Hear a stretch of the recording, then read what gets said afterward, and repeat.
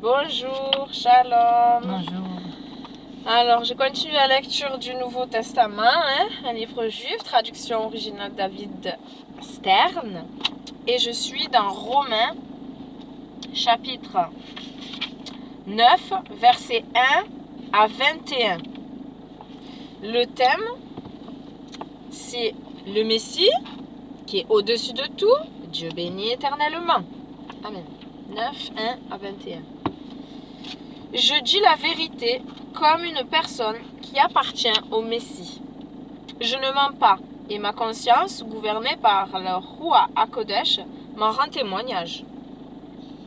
Mon chagrin est grand et la douleur que j'éprouve à mon cœur est continuelle. Je pourrais désirer être moi-même sous la malédiction de Dieu et séparé du Messie, si cela pouvait aider mes proches, mes frères, ma propre chair, ma famille. Et là, je parle pour moi, mais là, dans la parole de Dieu, c'est mon propre sang. Je peux comment dire ça aussi, à part que maintenant, je ne peux plus le dire, le peuple d'Israël. Non, moi, c'est ma famille italienne, bretonne. Dieu a fait de ses enfants, la Shekinah les a accompagnés, les alliances sont pour eux, ainsi que le don de la Torah, le service du temple et les promesses. Les patriarches sont à eux, et d'eux provenant d'une descendance selon la chair, et le Messie, lui qui est au-dessus de tout. Loué soit Adonai pour toujours, Amen. Mais la situation actuelle d'Israël ne signifie pas pour autant que la parole de Dieu a failli.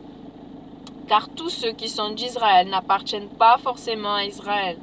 En effet, ce ne sont pas tous les descendants qui sont de la semence d'Abraham, mais ce qui sera appelé ta semence se trouve en Isaac.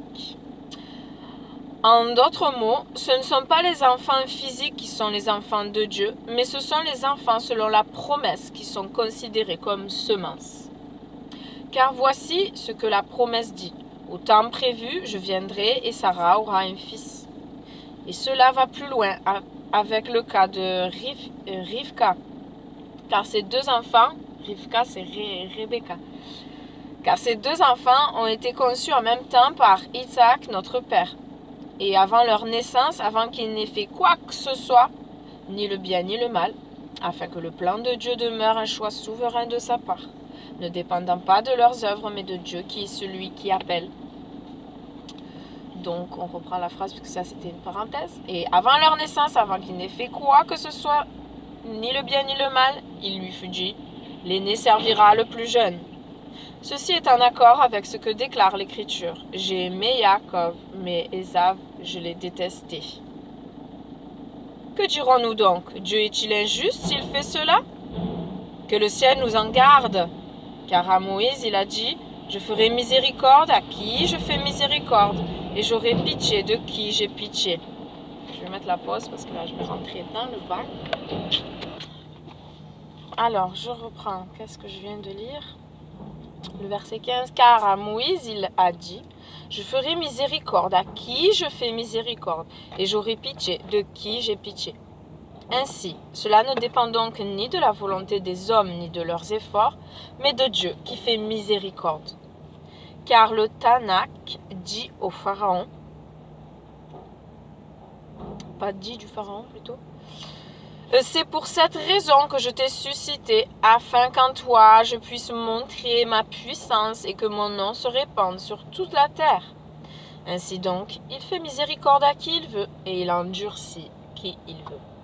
Tu me diras alors, pourquoi trouve-t-il encore des fautes en nous? Après tout, qui peut résister à sa volonté? Qui es-tu, toi, simple être humain, pour contester avec Dieu? La chose façonnée, dira-t-elle à celui qui l'a faite. Pourquoi m'as-tu fait ainsi?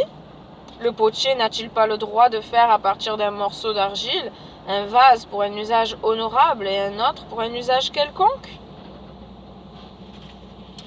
Je crois que si ma mémoire est bonne, j'avais dit que la lecture c'était jusqu'au 21. Ouais, c'est ça. Et la question de méditation, c'est est-ce que je fais confiance au Messie comme à Dieu et lui adresse la louange qu'il mérite? Ou bien est-ce que je remets en question sa souveraineté et la sagesse de son plan? Non, je fais confiance au Messie comme à Dieu. Et je lui adresse la louange qu'il mérite. Et je ne crois pas que je pêche en lui adressant la louange. Je reconnais sa souveraineté et la sagesse de son plan. Amen. Puisque tout est à lui, tout est en lui. Tout est à lui, tout est en ses mains. Il y a beaucoup. Bien sûr, bien entendu, lorsque nous sommes dans l'épreuve, c'est beaucoup non plus... Ah oui, parce que tu parles plus normalement. Compliqué. Je parle normalement. Je parle pas toujours normalement. Oui, Qu'est-ce parce qu'elle dit, que ma ça, mère? c'est pas enregistré. Ah, pardon. Je parle pas normalement, elle a dit ma mère. Perturbée. Faut plus que je fasse de vidéos à côté d'elle. Faut que j'aille m'enfermer. Que ce soit à la maison, dans la voiture, j'oublie. Perturbation assurée. Seigneur, merci d'entendre ma prière, d'entendre la prière de tous mes frères et sœurs. Merci, Seigneur, en tout temps, ta parole nous dit. Donc, on ne peut pas te dire de la louange et merci que quand ça va, il faut le faire aussi quand ça va mal. Et encore bien plus, Seigneur, notre louange a de la valeur. Ta parole nous dit, je crois, quelque part. Oui. Merci pour ta parole qui nous fortifie, qui nous instruit. Merci pour cette journée de vie encore. Tu nous as donné le souffle de vie, le soleil se lève, on a la respiration, le mouvement et l'être. On voit, on entend, on parle, tout fonctionne correctement. Merci Seigneur. Pardonne-nous nos fautes et manquements, Seigneur, et ouvre-nous les yeux afin qu'on puisse marcher selon ta volonté, non la nôtre. Qu'on puisse être de bons témoins, la lumière, puisque toi, la lumière du monde, notre Messie a dit, je viens faire ma demeure en vous, et je suis avec vous tous les jours jusqu'à la fin des temps. Alors, est-ce que nous brillons, ou est-ce que nous cachons cette lumière? Aide-nous, Père, et viens au secours de tous ceux qui ont besoin de toi. Révèle-toi, voilà. C'est toi qui fais miséricorde à qui tu veux, et qui endurcis qui tu veux. Nous, on est là juste pour prier, voilà, que tu fasses miséricorde. Fais miséricorde, Seigneur, c'est toi. Tout est dans tes mains. Fais miséricorde. Amen. Bonne journée. Amen. Shalom. À te sourire. Non, pas de sourire.